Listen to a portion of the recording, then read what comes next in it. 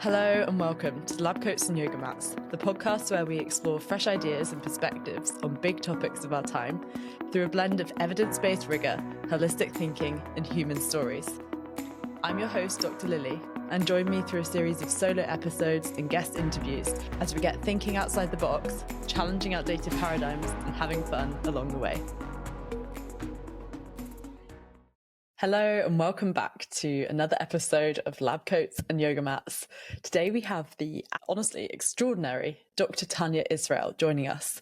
Dr. Israel is a Professor of Counselling Psychology at the University of Santa Barbara, and she's a thought leader in bridging political divides and difficult conversations with empathy and understanding. She's an award-winning author of 2 books. Her first is called Beyond the Bubble, How to Connect Across the Political Divide. And her more recent book, just released actually, is Facing the Fracture, How to Navigate the Challenges of Living in a Divided Nation. Dr. Israel's work has been featured on The Today Show, The New York Times, The Washington Post, and also on NPR.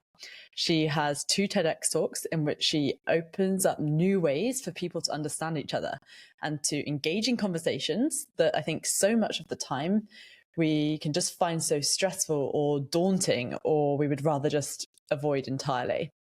Dr. Israel has also facilitated dialogues on some of the most sensitive topics in society. Everything from law enforcement and religion to sexual orientation and abortion. Her work has earned her recognition from Congress, the California State Legislature, and the American Psychological Association.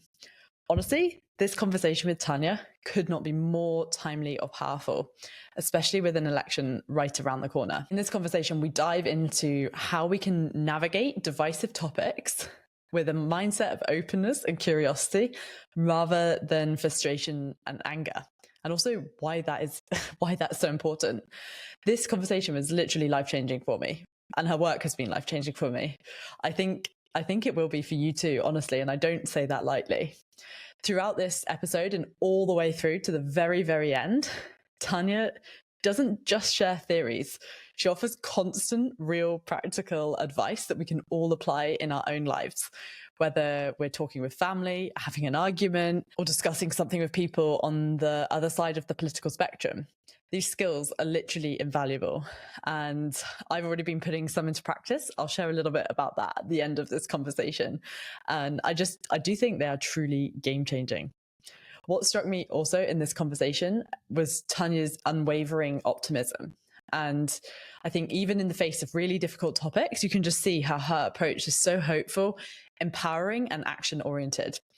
Her insights also feel so accessible and actionable. And I think by the end, in fact, I'm confident that by the end of the episode, you're going to walk away with the tools to engage more thoughtfully in your own conversations and perhaps even foster more empathy and connection in the world around you. So I'm not going to talk any longer because there's just too much good stuff coming up to hear me rambling now. So get comfortable, settle in, maybe even grab a journal if you've got one around, just take some notes and prepare yourself for a conversation that I really think will resonate with you long after you finish listening to this. Also, as always, and I think particularly with this one, especially at this time, so close to the election, please, if you enjoyed, share this episode with friends and family on social media, just to anyone that you think this could be useful for. In fact, I think it's probably useful for everybody to know these skills. So yeah, with that, it's time to dive in. Let's explore how we can move beyond our bubbles, face fractures in society, have real constructive dialogues and conversations, and ultimately find our way back to each other. Here is the incredible Dr. Tania Israel.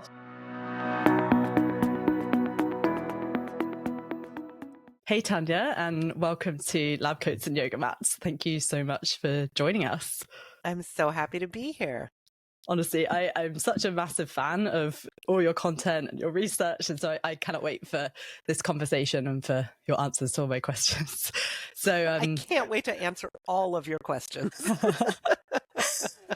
So I've already given a little bit of an introduction about what you do, but I would love to kick things off by hearing from your perspective, your own perspective on your journey. So what is your story and what inspired this mission and took you to where you are today? So I'm going to start a minute or two ago, back in the 1990s. I started a group to bring together pro-choice and pro-life people to have dialogue with each other. And it was an absolutely transformational experience. It didn't change anything about how I felt about reproductive rights, but it changed so much about how I felt about people who disagreed with me on it. I had a much better sense of nuance of how, from their experiences and values, they logically got to their conclusions, which through the lens of my experience and values didn't make any sense. So so I really took that experience in it and used it as really a lens through which I've seen my work since then. And most of my work since then has been on LGBTQ psychology, which has given me so much opportunity to interact with people who don't see eye to eye with me on things. But then after the 2016 election, I was like, oh, we are having trouble bridging divides. And so I'm a counseling psychologist. So I'm like, what do I do to help? So I started creating resources, including things like the flow chart that will resolve all political conflict in our country. I've seen this. So, I like, love it. yeah. So, spoiler alert, it has not actually resolved all political conflict in our country. I think it's just a distribution issue. So, everyone can download it for free from my website, and then we're going to be all set. Perfect. Yes, exactly. So, I've seen it mhm. comes on placemats as well. Is that right? You can Oh, actually. yes. That's so cool. There's a Thanksgiving themed placemat with the flowchart on it. So it's a great host gift for your holiday gatherings. I can tell you that. So yeah, I'm about making resources to try to be helpful. So I did that. I created a workshop. That all ended up leading to my first book, Beyond Your Bubble, which is about how to have dialogue across political lines. And some people found that really helpful. And they said, this is just what I needed to have dialogue. And then other people said, well, that's all very nice, but I don't want to talk to those people. Or Mm, they said, dialogue just isn't my issue, but I'm still kind of losing it and really stressed about politics. Like, what do you got for me? So, after really listening to what people were struggling with over the last few years, I came out with another book recently, Facing the Fracture, which is how to navigate the challenges of living in a divided nation, but it goes broader than dialogue. thank you so much for sharing. I feel like your work and your mission is literally at the heart of probably humanity's like greatest challenges. This question of like how on earth do we reduce polarization and then also start working together to solve the problem rather than go against each other. But it's so deep rooted. Oh, well, thank you. It does seem like such a pressing issue right now. But I'm Yeah. just going to tell you, the more I do this work, the more optimistic I Mm, am about it. So I hope that some of that will come across in our conversation because I think we have a lot of reason to be optimistic. yeah, absolutely. Yeah, I'm super excited to hear everything you have to say. And I think from everything I've heard from your talks and the content I've read online, I always feel so much hope after listening to you. And then so I've even been recently applying some of the things I've heard from you speaking, some of the tips Oh, I want to hear all about that. in real life conversations. Yeah, so I think I'll probably dive into some questions that have come up from doing that myself. But I think firstly, just so that listeners can get a bit of an essence of your core message and these ideas, like it would be cool just to dive into like a hypothetical situation. So let's say I'm having a debate. I guess it could be political or it could be an argument. Maybe there's a difference between the two. I'm not sure. And I want to get my point across. Maybe I even want to win this situation. Now, how on earth do I navigate that? Such a good question. I think you are not alone in finding yourself in those situations. So, the first thing I'll tell you is that when I ask people, why is it that you want to have a conversation with people who have a different political view? There's four answers I typically get to that. Some people say, there's somebody in my life who I'm trying to maintain a relationship with, and we're having trouble doing that. Some people want to persuade or convince someone. Some want to find common ground. And some people say, I simply cannot fathom how people can think or act or vote as they do, and I'm looking for some insight. So, no matter which of those motivations you have for that conversation, the most effective thing that you can do to achieve your goal is to create a warm and respectful relationship where you are trying to understand them. Now, that seems kind of counterintuitive because a lot of people Hmm. think, wait, I'm trying to get my point across. Shouldn't I be laying out all the facts and figures?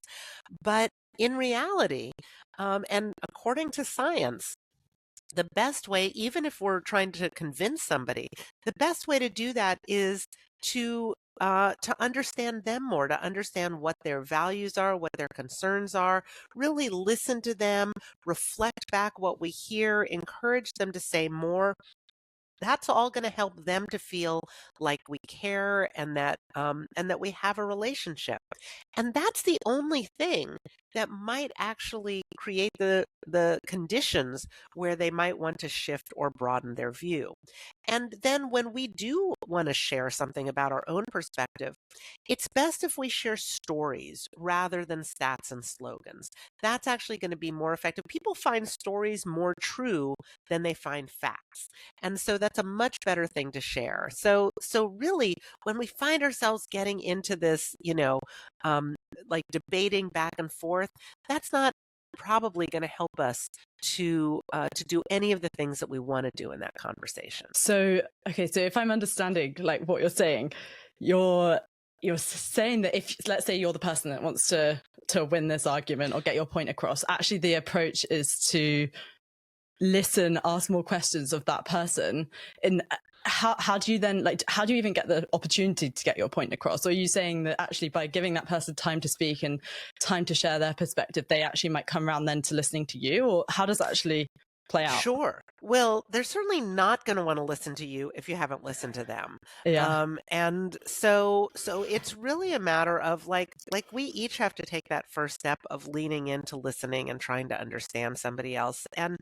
And then once we have the relationship, I mean, the other thing to keep in mind is that the chances that you are going to say something that makes them go, "Oh, wow, I'd never seen it that way," and do like a 180-degree turn, the chances that they're going to do that are about as high as the chances that you're going to do that based on something that they say. So we've got So to true. recognize that, like, we, have appropriate expectations because people are not going to shift in that way. But what they might be able to do is, broaden their view to recognize, oh, here's something I hadn't considered before. Or it might, if nothing else, help to change people's minds not about the issue, but about people who disagree with them on the issue. And I can talk about why that itself is incredibly important to being able to Please. sustain our connections. Yeah. So when we talk about polarization, often people are thinking about the difference in people's opinions, like how far apart people's opinions are. And that's what we call ideological polarization. Over time, yes, in the US, we have like the left and the right are a little bit farther apart than they used to be, but not that much. And frankly, in a healthy democracy, we want to have some range and variety of viewpoints. What has increased dramatically in the last few years is something we call affective polarization. Affective polarization is how we feel about people who are on the other side of the political spectrum, the animosity, the mistrust that we feel that now really causes people to say that they don't want to live near, work with, or have a family member marry somebody who's in a Mm. different political party. That's actually what's most problematic. So that's why changing our minds about the issue isn't as important as changing our minds about the other people, because that's what's been so corrosive to our society. Okay. So it's really about understanding why those other people have formed the opinions and the perspectives that they have. Do you have anything on, like, I guess biases might be part of this? Like, why is it that people form these really rigid viewpoints?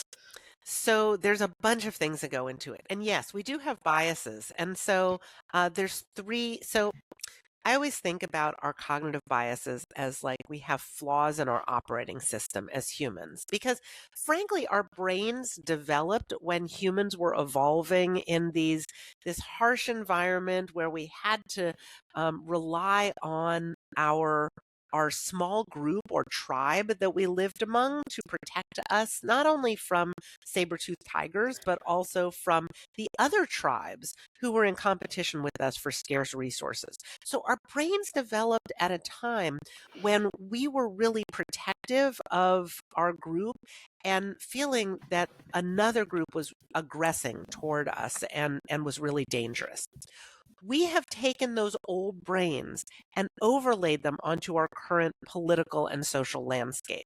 So Mm. some of the biases that come out in that, there's, one of the biases that we have is confirmation bias. So that's the one where we focus on things that we already believe to be true, and we ignore or dismiss things that conflict with our existing beliefs. So with confirmation bias, we're focusing on media that just keeps telling us that we are right and that those other people are just terrible. And Yeah. we love hearing that we're right. So we're just gobbling it up. People blame the media all the time, but it's also how we're consuming that media, and we've got some control over that. So we also tend to think that we are objective and that others are biased, and we all think that. And then the one that I think is most problematic that we really see coming from those old brains is something called motive attribution asymmetry. And this is where we see our own motives as caring and protective. And we think that people on the other side are hostile, hateful, violent, aggressive, selfish. So that is the thing, that when we think that about other people, well, of course we don't want to talk to them. Of course we don't trust them and we don't want to collaborate with them. But knowing that it's actually a flaw in our way of thinking, that we're likely to see them that way, because they're also likely to see us that way. Um, that I think can help me whenever I notice that. I say, oh, this is something maybe I can correct for. And I'm making an assumption here about where they're coming from. And I can get curious about that and actually want to hear more from them about where they see themselves coming from. Yeah, I'm guessing that's probably for a lot of people, and I think you touched on it earlier as well. It's like they don't even, one of the main things that people might find frustrating in a dialogue is they literally can't even stand the other person's opinion. It's like, it's like actually makes them feel horrible. I had this experience where I had friends in the pandemic, because I kind of bridge quite scientific communities, then also people that are a bit more spiritual. And a lot of the people in particularly the yoga and the wellness community, a lot of my friends were not happy about getting the vaccine. Mm-hmm. And then I also have friends who are like either researching kind of vaccine technology or also working for government, informing like pro-vaccine campaigns. And Mm-hmm. I'm like, these people, when they speak to me about the other groups, it sounds like they literally can't even stand the idea of someone that has that different perspective. It's like, yeah, I don't know. So have you got experience? You said you have experience of getting these like two polarized groups to actually talk to each other. Like, how does that play out? Well, I'll say first of all about Yeah. the vaccines. Yeah, everybody feels like that other group is trying to kill me. Like Yeah. either they're trying to kill me by giving me a vaccine that's going to make me sick, or they're trying to kill me by not getting a vaccine, and so they're going to make me sick. So really, that you can see where we're feeling such a sense of threat from the other tribe. Yeah. And but I have to share something with you about the vaccine stuff, because there's what we knew um, in fall of 2021. So fall of 2021, vaccines had been out for 6 months. Some people had gotten them, some people hadn't. And the thing that we heard so much in the news was about the difference in vaccination rates between Democrats and Republicans. Like 90% of Mm. Democrats have gotten vaccinated, 61% of Republicans have gotten vaccinated. And that's what everybody heard. And people on the left, who are sort of the people who are around me more, were, there was a whole thing about anti-vaxxers, that the people who hadn't gotten vaccinated, they're all anti-vaccination, and that this is, this huge problem.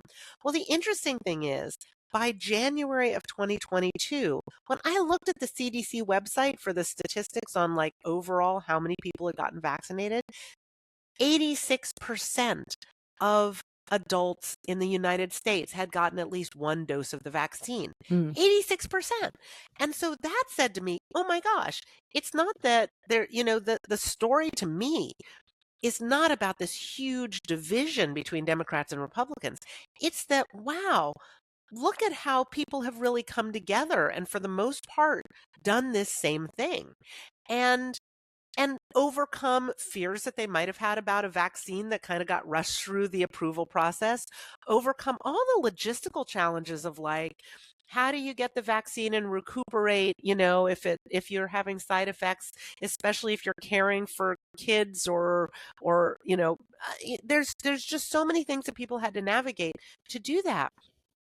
And I thought, wow, what if the media, rather than focusing on it as a story of division, had Mm. focused on it and said, in a time of crisis, look how Americans came together. And that would have been an incredible story that nobody was telling. And it goes against our tribal instincts. And so we probably wouldn't have been as quick to click on that story as these Mm. ones about division. And that's where we really can do something different. But also certainly the media is feeding us narratives that focus more on conflict. That's so interesting. I never really thought about it like that, especially from our brain's perspective as well. As like that polarized content is the stuff that we automatically attach to. That's like how we're wired, I guess, is what you're saying. Absolutely. Absolutely. We're so wired that way. And it tends to, you know, bring us to like time and time again to those breaking and urgent stories Mm. and the 24-hour news channels have to keep us engaged somehow. So they've got to make everything really conflictual and emotionally activating. And that, frankly, if we are repeatedly exposed to all of that, the stress that we're experiencing, it's not good for our mental health or our physical health even. Mm-hmm. So something on this, I guess, naturally leads to this question.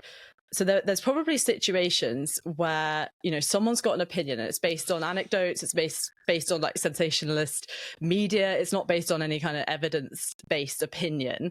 And then you've got someone else who maybe is super researched on the topic, really understands the nuances, and they're having a conversation. And how do you navigate those situations where, someone's coming at you with, you're very informed, and they have like very anecdotal evidence, and it feels really frustrating because you're like, no, but like you need to understand the research, and you're maybe being manipulated by the media and stuff, like where it's really frustrating knowing that they're not coming at it from that perspective. So this is where I'm like, okay, what's your goal?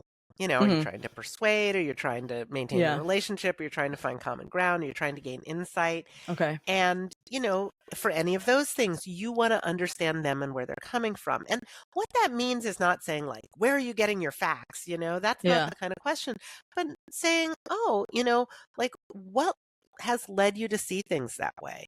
Like how were you first exposed to these ideas? Are there people or experiences that you've had that really that shifted your view or that, made you double down on your view? And what meaning does it have for you? Why is this important to you? Mm-hmm. Those are the better questions to ask if we want to gain insight, but also if we want to have a different kind of conversation that's not so combative.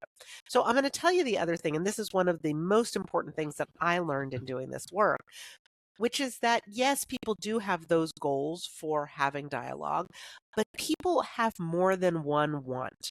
So they might want to convince somebody, but they also just want to express themselves freely. They Mm. might want to maintain a relationship, but they also really want to feel validated.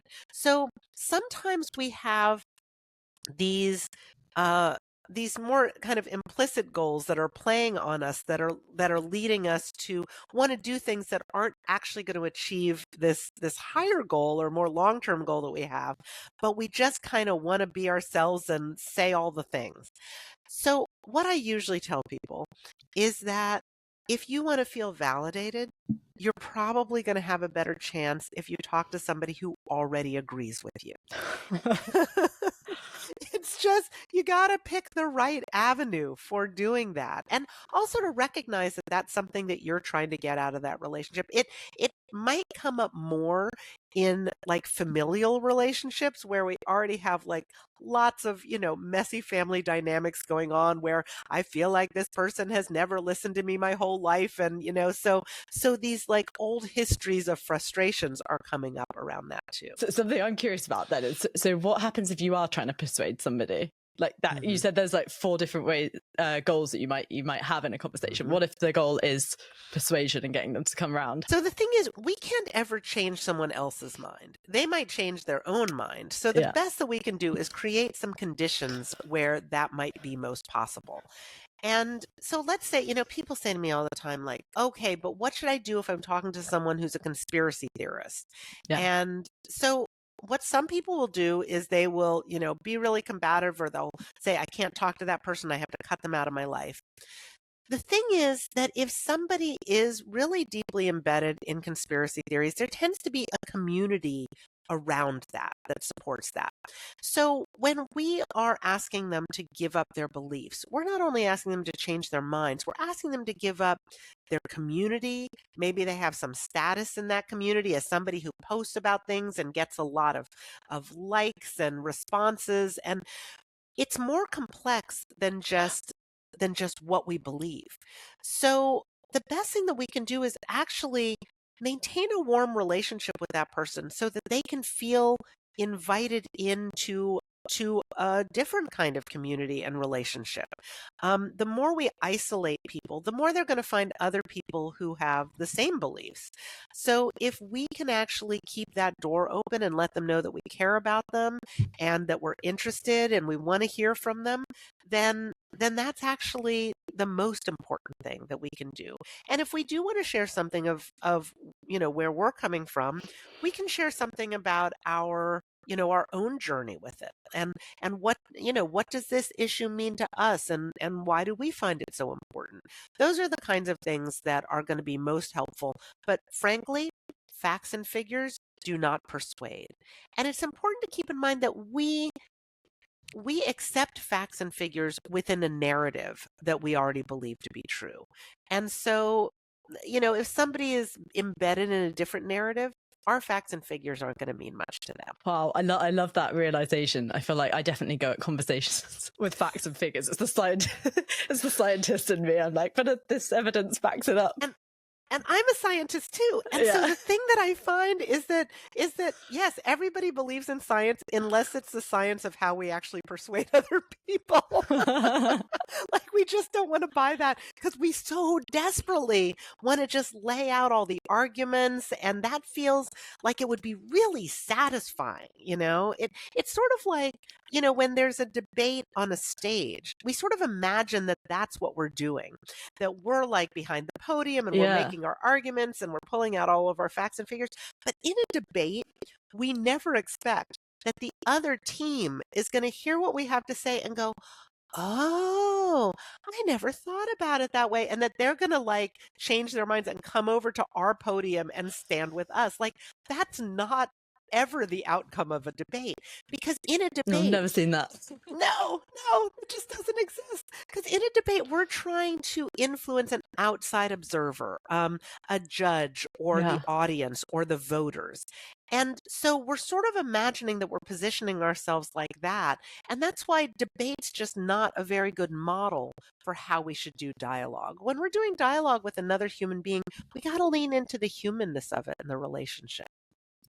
I feel like something that has really landed with me from what you've been saying is around how we have this idea that we're going to just get our chance to say that one thing that is going to swing that person's mind. And so often I'm there and I'm having this maybe slightly heated conversation with someone. I'm just waiting. I'm trying all the points I can until they're going to come around to my idea. But I feel like, letting go of that, you're saying, actually may help you more than you realize. Well, it will. Yes, absolutely. And I know it's like, oh, if they only knew this, or if they only saw it this way, that, we want to lay that out. And not only is it going to help the relationship or our goals better, but it's actually going to help our own mental health more to have Mm. those realistic expectations about what's going to be helpful and what's not, because I can hear in it when you're talking about it, like the frustration in Yeah. not being able to get that across and make that difference that you want to make for people. There's so much like, I don't know. I don't know what the word is. Is it ego or identity or something that gets into play in these scenarios? I feel like, and it's just, it can be so overwhelming. Oh, absolutely. It's our hubris, you know. It's like, oh, you know, we think that we've got the answer to this. And in fact, you know, one of the things that I find helpful is a framework that we call intellectual humility. So Mm. intellectual humility means that we recognize that our view is not necessarily the only view on things, that we don't have all of the ways of seeing things in the way that we're looking at things. And so that actually puts us in a frame of mind where we might be more curious about other people's views. So it doesn't mean that we think we're wrong. It just means that we acknowledge that there are other potentially valid viewpoints on Hmm. something. And it puts us in a place where we're more flexible, where we can be more respectful of other people's views that aren't our own.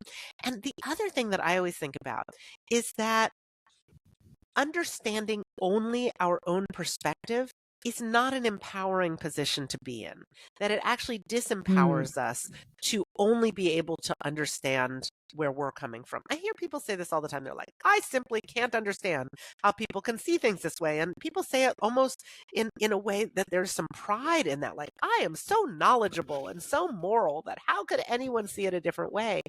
But So true. yeah, but not understanding, not comprehending other human beings is not a badge of honor, you know? Mm. So true. I'm wondering, so is there a line? Like, there may be a situation, I'm guessing, where someone actually has a very extreme belief, or maybe they're even believing something that's like dangerous. And I guess, yeah, this line probably is a bit blurry as to what people define as dangerous and their own perspectives and biases. But like, in your opinion, is there a line So a line demarcating what? Like whether where? you do A or Mm, B?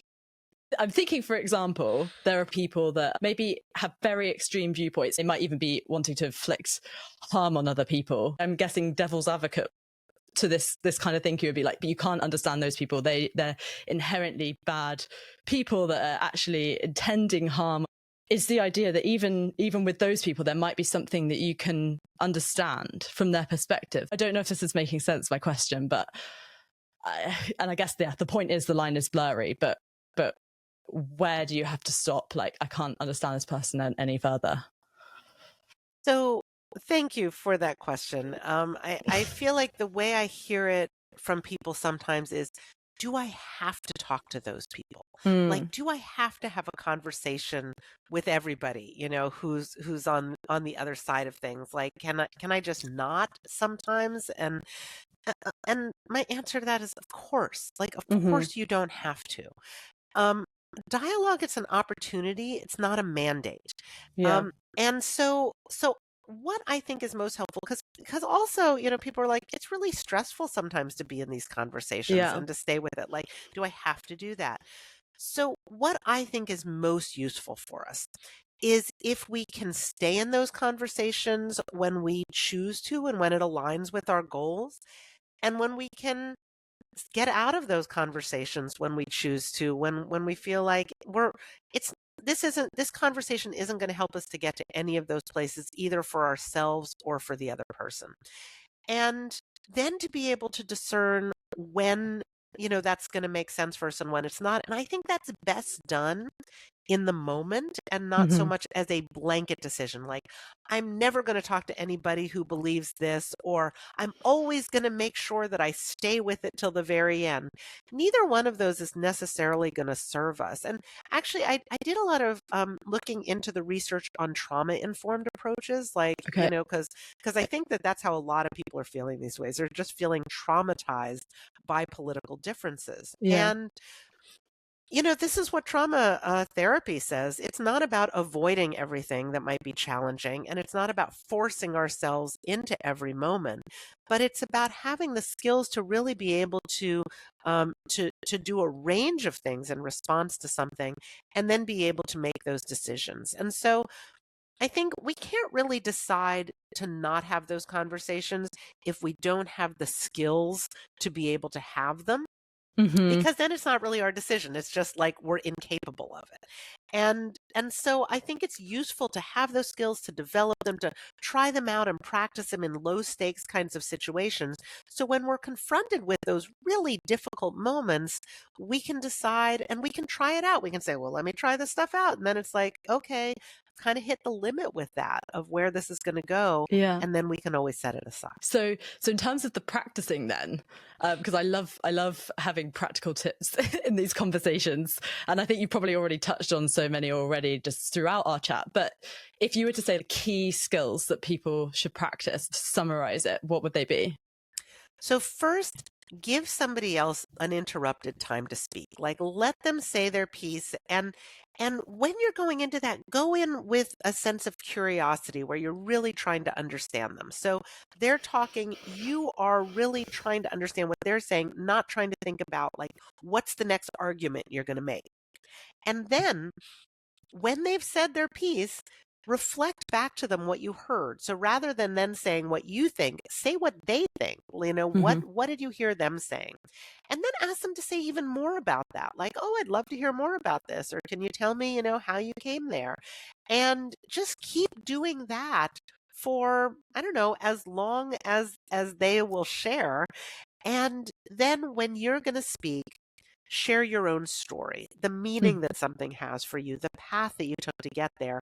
Not all of the not all the research and stats and arguments that support where you are, but really more about your journey. And especially if there's some emotional content to that, then people are going to remember it more. It's going to hit them more on a human level. And how do you know then when's the right time to transition into you sharing? So sometimes, someone will share and they'll actually then want to know, like, you've been such a Yeah. good listener. You've just, and they will want to know where you're coming from. Or they're just kind of, they seem to have said their piece. And then you can always say, this is what I'm hearing from you. Would you be interested in knowing what I think about this, or Yeah. where Okay. I am with it? And so you can always use that to make it. I recently, like, I was having a conversation in a bar with somebody I'd never met, and probably he went on for 45 minutes to an hour with me listening and him talking. And I was actually really curious because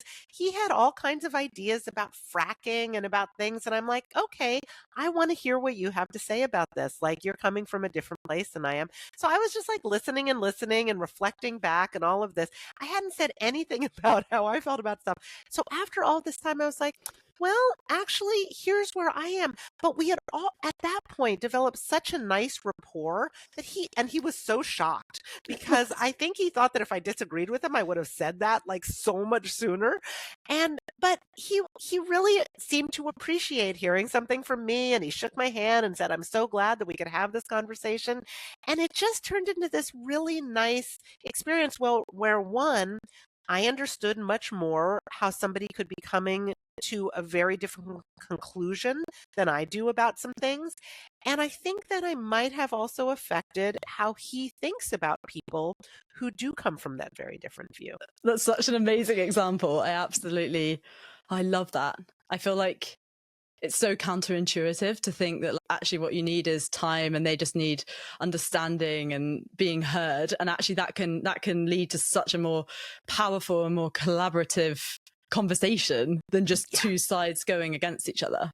Yeah, it was very satisfying for me. I mean, and I had the time to do it. I don't always Yeah. have the time and energy for it, but when I do, and I was with a friend who really wanted to argue. So I was like, okay, you've got to go sit somewhere else so that I can have this conversation that I want to have.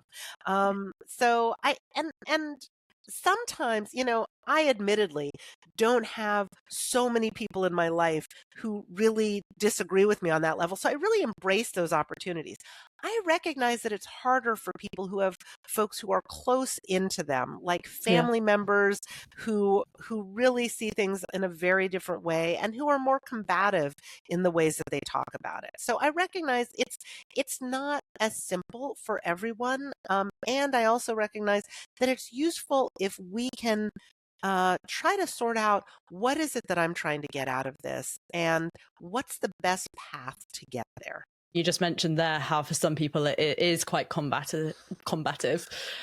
Any tips for how you can deal with those scenarios where it's maybe really, really heated and it's just you're simply not in a constructive place? You mentioned removing yourself from the conversation earlier. Is there anything else that you would recommend?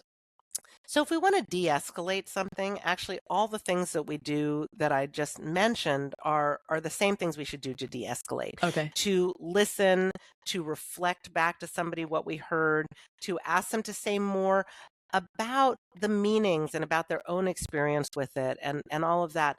And actually, some people, like, we're often in these political conversations just spouting the opinions that we read on social media, and all it's just, and everyone's saying the same things too. Well, this actually is something that I've been encouraging people to do, to have conversations with people who agree with them on stuff, like people who are on the same side, because we're often having these very surface conversations where somebody will be like, "Did you read that piece? Yeah, that was terrible, right? I know. I'm so upset." And that's the level of conversation we're having with people who agree with us. And it really sort of amps us up and doesn't bring us to any more nuanced understanding, even of the people who are on our own side.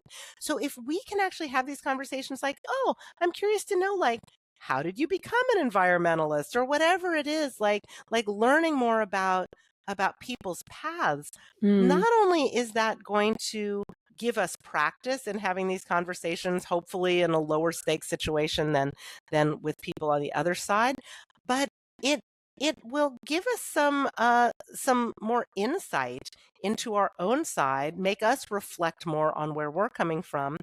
And it's funny because I find out sometimes, wow, I don't actually agree with people on my side as much as I thought that I did. And people are coming from different places. But it also, frankly, is a much more interesting conversation than just, the outrage machine that we sometimes get ourselves into. So, okay, all of this is just so valuable. I feel like I'm learning again so much from you from this conversation. I'm wondering, how do you go about in your research, like translating all of this amazing knowledge into real world value? Like, where can people find you? How can we also share this with other people? Yes, thank you. So, I mean, what I've done primarily in this is just translate other people's research and put it together so that people can really Ooh. have access to it. Because what I find, I mean, because I'm a researcher, and often, researchers are not really trained to be able to put stuff out there in a way that's so practical. So, the first book that I wrote, Beyond Your Bubble, I pulled in all of the research about listening and persuasion and, like, how we go about doing all these things, intellectual humility, all that stuff. And in the second book, I pulled together an even broader range of research because I looked at the media. I was like, how did the media become so polarizing for us? And what about social media? So I looked at all the research. I thought that the research was going to say, social media is an evil and we should just get rid of it. But actually, it's not all that. It's really so much about how we use it. So what I try to do is take all the research and say, how do we put this into our own hands so that we are informed and empowered by that in the decisions that we're making about what we're doing? So people can, if they want to access this stuff, they can read Facing the Fracture, which is my latest book, or Beyond Your Bubble, which is earlier.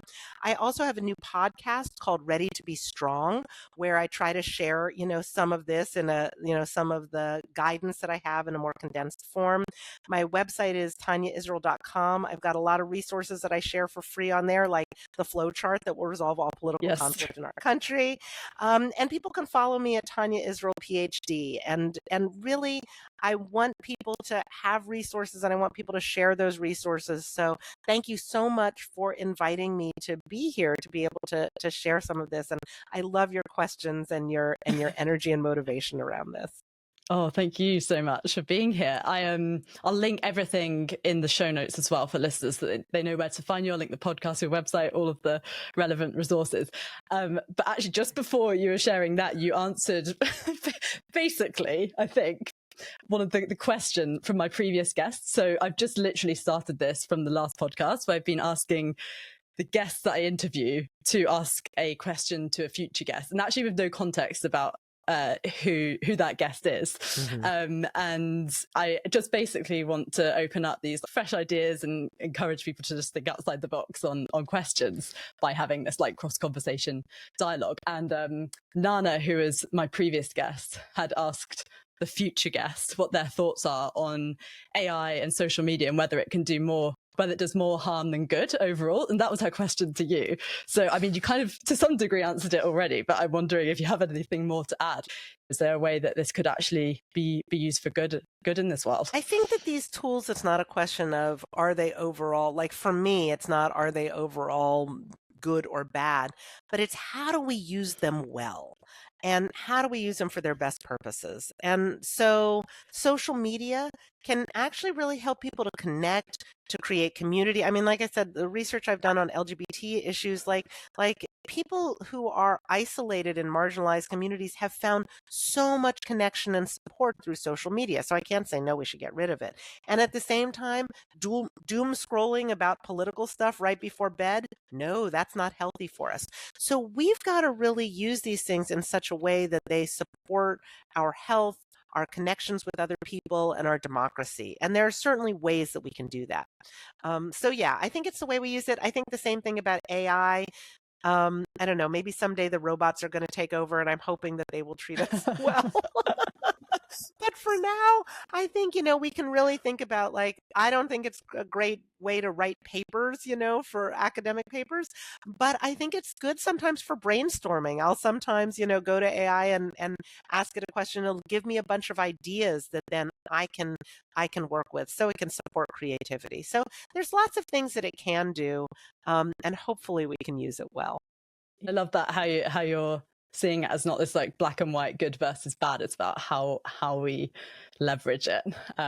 So we're nearly closing this conversation now, but just for you for a moment to ask your question to the next guest, I would love for you to share.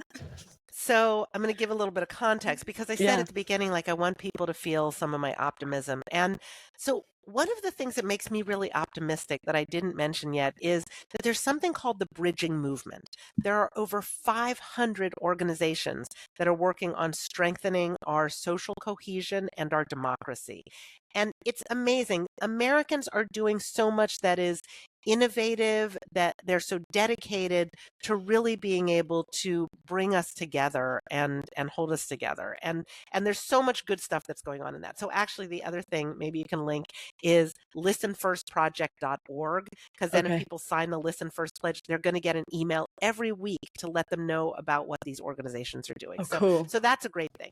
So that makes me so optimistic. So my question for your next guest is, what gives you hope? I love that. Such an optimistic note to end on. I always also do ask one final closing question, which is, if you could have everyone's attention just for a moment, what would you want to say? I would want to say we as Americans have tremendous shared values, and we are not as far apart as we think we are. I have hope for the future of our country and our democracy, and I'm not alone in this. And if you have that hope, you're not alone in it either. Oh, literally goosebumps. Thank you so much, Tania. Oh, such a insightful and empowering and optimistic conversation. And I really hope that listeners get the same out of this. So yeah, thank you so much for being here. Thank you. It's been such a treat to talk with you.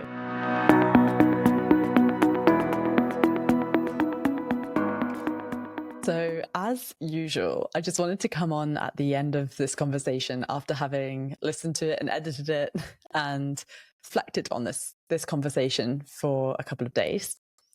And honestly, I know I said it at the start, but I truly think that this was life-changing for me. I I guess I knew already about the idea of active listening and reflecting what people say and really hearing them, but I had never thought about it so practically in the context of having an argument or a political discussion. And I think the number one insight that resonated with me was how it is, although it's so counterintuitive, when you're having a debate or political discussion with someone, you want to get your point in, but actually the art is to keep listening and really, really try and understand the other person. And in fact, the more you do that and the more that you can actually make them feel heard, the more likely they are to listen to you as well. But also the more likely you are, both of you, to come to a constructive conclusion. And so that's something that I've been really, really trying to practice. And I noticed myself in a bit of a heated discussion with my parents this week after having this conversation, and I just wanted to get my opinion in because I was sure that I was right. And actually, I took a breath and I was like, "What would Dr. Tania say?" And I was thinking, okay, no, I'm going to ask more questions. And so instead of trying to fight in to get my point across, I tried instead just asking more about where my parents were coming from with this idea. And I noticed the energy immediately just start to shift. And actually, the more that they then spoke, the more I was like, actually, I think I actually potentially agree with them more than my original opinion. The more that I understood where they were coming from, the more I actually got convinced the other way. And obviously that's not necessarily always what's going to happen, but I just thought that was so interesting how there was this real shift and the conversation went from quite a heated energy to something so much more constructive. And I think that comes to my second reflection on this, which is what Tania was saying around the goal of the conversation. So remembering, what is it that you're actually trying to get out of this? Are you trying to convince the other person? Are you just trying to let off steam? Are you trying to build further your connection with them? What is it that you're really trying to do? I think a lot of the time I can fall into this persuasion mode, I think, where I'm trying to convince someone else of my idea because I maybe think that I'm right. And I just think that that's really important to be aware of. I think it's so subconscious and we don't really know that it's happening. And so that is just such an important piece of this. And then remembering, okay, if you are trying to persuade, then probably all the skills that you think work aren't actually going to work. It's all of these more counterintuitive ideas. Yeah. I think the other piece, though, that I was just thinking about was how sometimes you just want to kind of let off steam. You want to get your voice heard and just get it out there into the world. And it's almost maybe a bit of an emotional kind of coping mechanism to get things off your chest.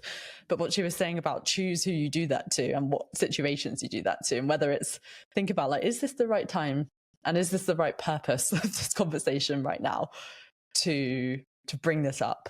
I just think that's, again, coming back to the purpose of the conversation, just something so important to be aware of.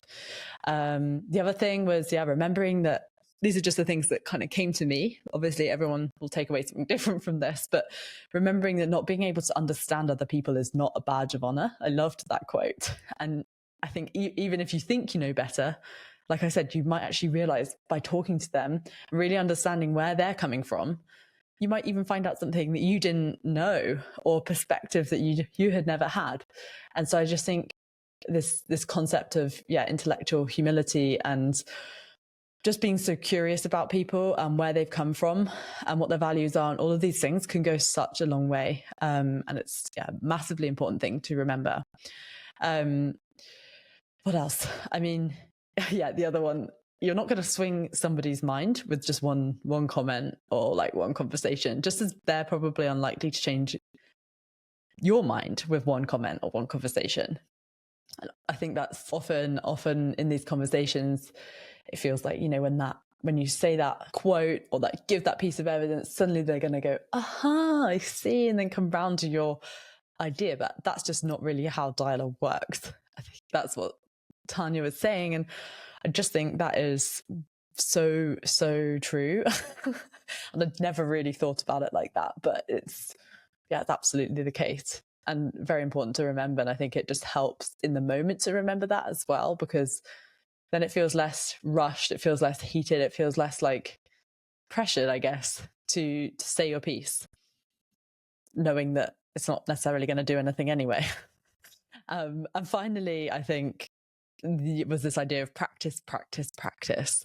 We don't get taught these skills, and so this doesn't come easy to us.